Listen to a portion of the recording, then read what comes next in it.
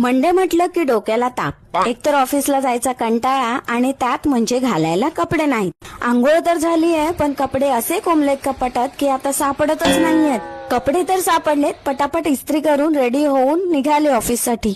नशीब आज ट्रेनमध्ये थोडी गर्दी कमी होती. एकदम निवांत वाटतंय. प्रवासात अशी शांतता पाहिजे असते मला, जी कधी कधीच मिळते. अरे बाबा, 11:15 वाजले तरी मी ऑफिसला पोहोचले नाहीये. मंडे असलं की असंच होतं माझ्यासोबत. कंटाळाच इतका येतो की सगळं लेट होत जातं. माझ्या ऑफिसच्या रस्त्यावर बघा काय अवस्था आहे. कन्स्ट्रक्शनमुळे सगळ्यात चिखल करून ठेवलाय. चालणं पण मुश्किल झालंय इथे. बघता बघता संध्याकाळ झाली. मग काय, निघाले घरी.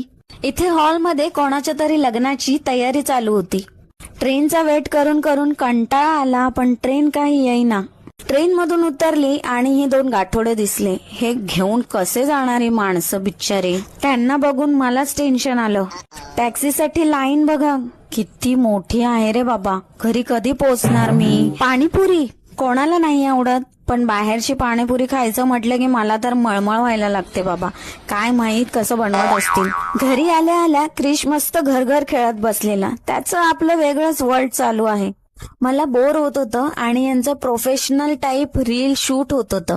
हिला किती भूक लागली आहे, बसायचा पण धीर नाहीये. चपातीत भाजी घेतली आणि उभ्यानेच खाणे चालू आहे. ह्याचा नळापर्यंत हातच पोहोचत नाहीये, पण मेहनत मात्र चालू आहे बिचारा. चला, उद्या पुन्हा एक नवीन दिवस. बाय.